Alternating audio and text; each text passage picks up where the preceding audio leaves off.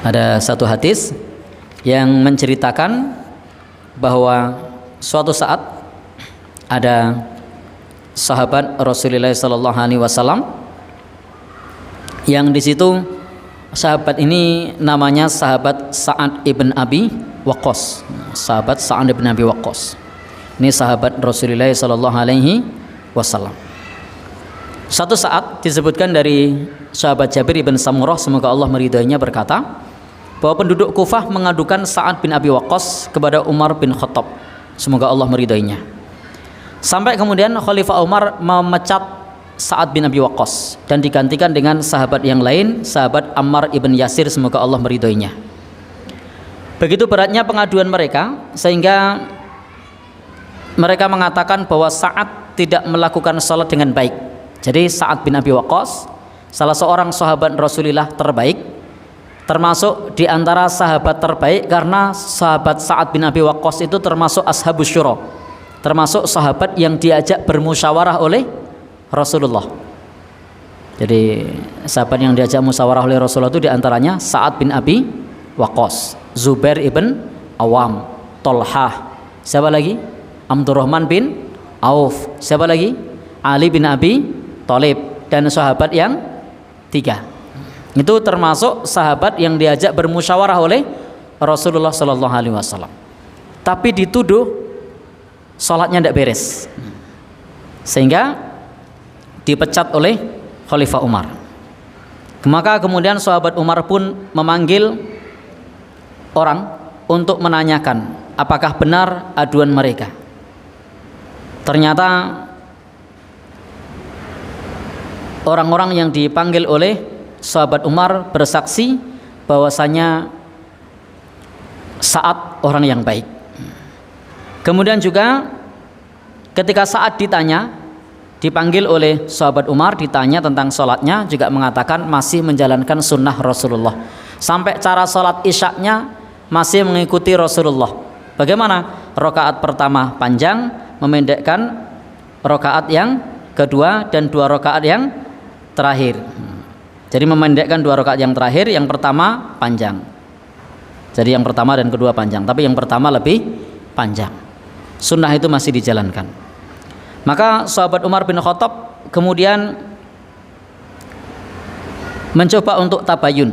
Jadi bertabayun, mencari berita tentang kebenarannya, tentang laporan bahwa Sa'ad bin Abi Waqqas seperti yang diceritakan oleh orang-orang. Maka ketika tanya kepada penduduk yang ada di sana, ternyata semua menyampaikan kesaksiannya bahwa Sa'ad orang yang baik, sholatnya tertib.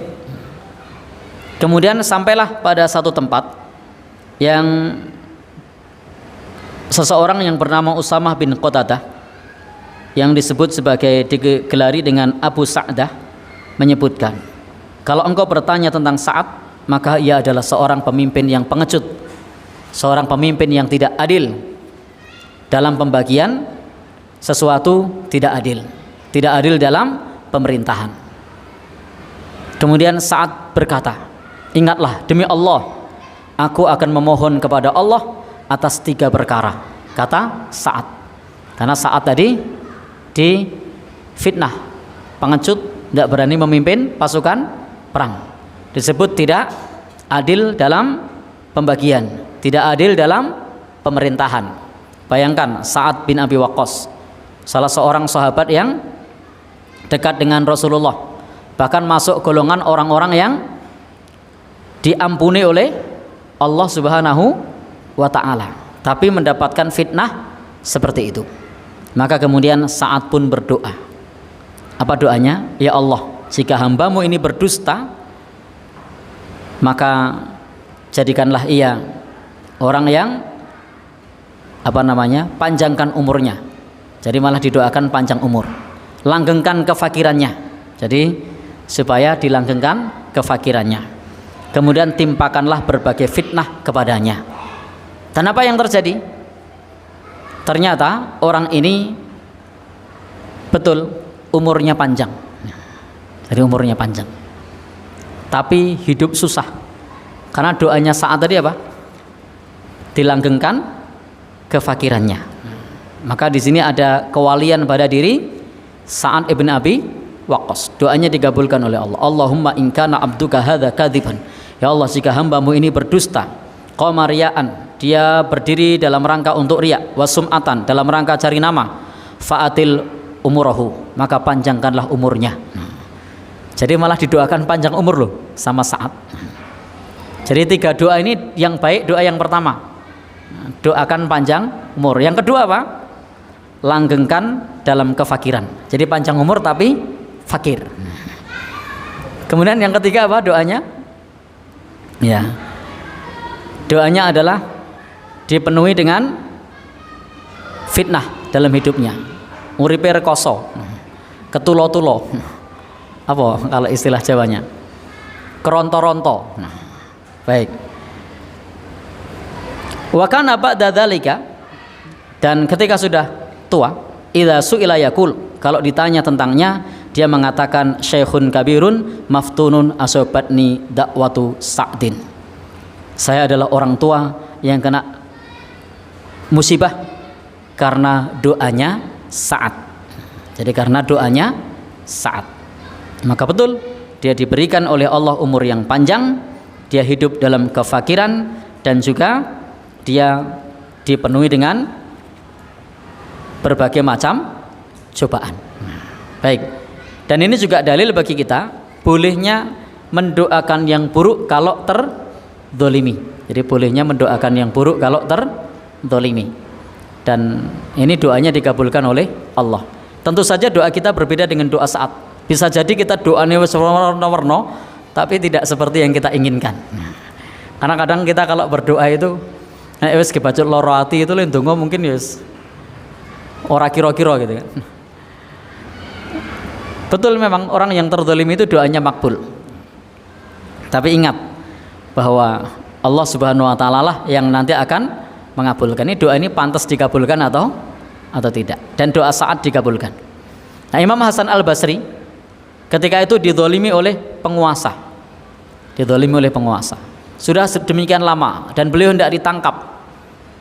Tentara mencarinya, digerobyek di rumahnya, digulai, ternyata tidak ketemu. Padahal Imam Hasan Al-Basri tidak kemana-mana. Beliau hanya di rumahnya, tidak pergi. Sudah berulang kali, ibaratnya dalam bahasa Jawanya, para tentara itu le mlebu mbok nganti ping 7 rolas. Jadi sudah apa?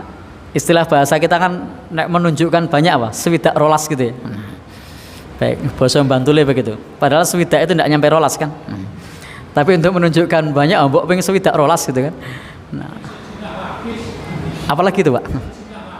Sejinah lagi gitu. Oh ya, maaf. Lagi kurung aku malah. Baik.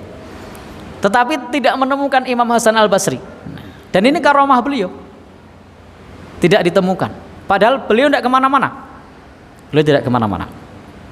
Lalu selepas kepergian para tentara itu, Imam Hasan Al-Basri berdoa. Berdoa apa?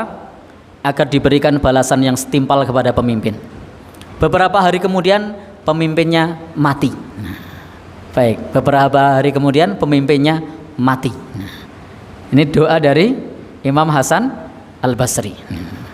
Baik. Maka kalau doa kepada pemimpin, doakan yang baik-baik ya. Jangan doakan yang buruk-buruk. Lalu bagaimana dengan Imam Hasan Al-Basri? Beliau terzalimi. Sehingga beliau berdoa, doa beliau juga bagus, diberikan balasan yang setimpal, dan kemudian meninggal mengenaskan.